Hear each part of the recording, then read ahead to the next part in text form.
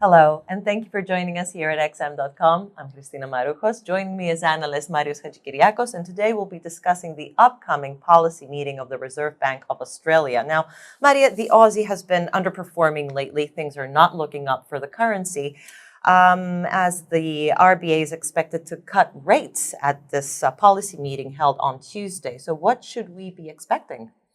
So you're absolutely right. We've seen the Aussie hit multi-year lows lately. Part of that has to do with investors pricing in some easing by the RBA over the coming years, I should say.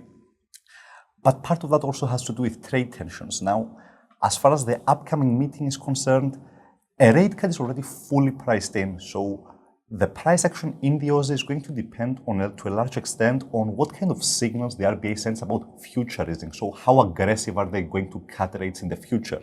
Mm-hmm. Now, in that respect, I think they are not going to be as aggressive as the market thinks.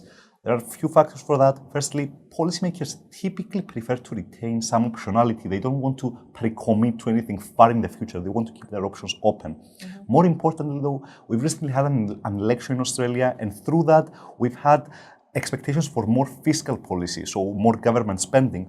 That is going to help take some of the burden off the RBA's shoulders. So the RBA is not going to do all the heavy lifting from now on. So that may be a factor arguing for a less aggressive stance, even if they do cut rates at this meeting, which may benefit the Aussie, strange as that sounds, on the news. However, things appear to show that further cuts are to be expected throughout the year, yes?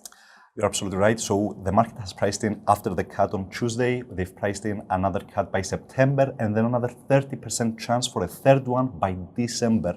This is quite aggressive, and that's why I don't think the RBA is going to be reluctant to commit to that so early on. I think they'll probably say something along the lines of, we're cutting today and any further cuts are going to be dependent upon the data, and that may come as a disappointment for the market. Now, longer term, they may very well cut that dip, but it all depends on the incoming data, in the coming months. I see. Now, looking beyond the Tuesday policy meeting, how do you see the future outlook of the Aussie? So, like I just said, I think there's a possibility for the Aussie to spike higher at that meeting, but that may be short-lived because I think the broader outlook for the currency is still negative, particularly due to trade tensions between the US and China. So Australia is a very trade-oriented economy, and it's also very reliant on China. So if we see tensions between the world's two largest economies escalate any further, that will probably have adverse effects for the Australian economy, and I think that will keep the Aussie under pressure longer term, regardless of what happens next week. Maria, thank you so much for your insights. Thank you for joining me today. And thank you for watching us here at XM.com and the Forex Preview.